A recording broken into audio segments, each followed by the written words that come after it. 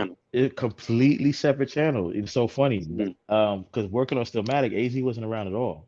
You know, we okay. crossed paths before. I've seen him in D&D again because he worked with Primo, but I never worked with A until Asiatic. And the way that happened, again, one of my mentors, his name is Damian Bladden, and his name is Dio. He was an A&R at Motown Records at the time, and I submitted some music to him. He also used to manage Heavy D, the late Heavy D, rest in peace. Oh And wow, rest in peace, Heavy. yeah, so I submitted some music to him, and I got the call back.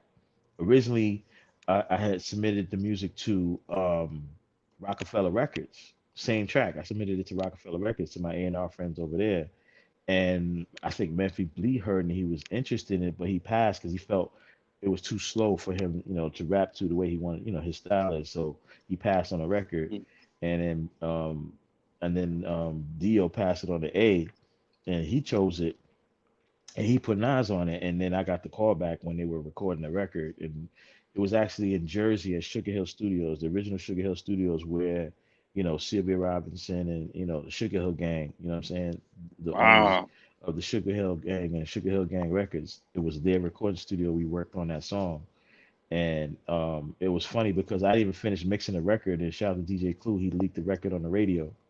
You know what I'm saying? Before the record was even finished. I don't know how it got in his hands. I don't want to name no Mm, names, so you know what I'm saying. But he leaked it on the radio, and it kind of caused a little buzz. And this was like around Super Bowl weekend 2002. So I went in after that, mixed the record, and it came out in June. And it's so funny because my song was the last song to make the album when they were mastering the album. So the album got mastered to meet the target release date in June, and probably within a month or so later, Sugar Hill Studios burned down. mm. Right? That's crazy, right? That's crazy. Yeah, Yeah, yeah, that's yeah, crazy. yeah, yeah. And that's a legendary studio. It literally burned down to the ground.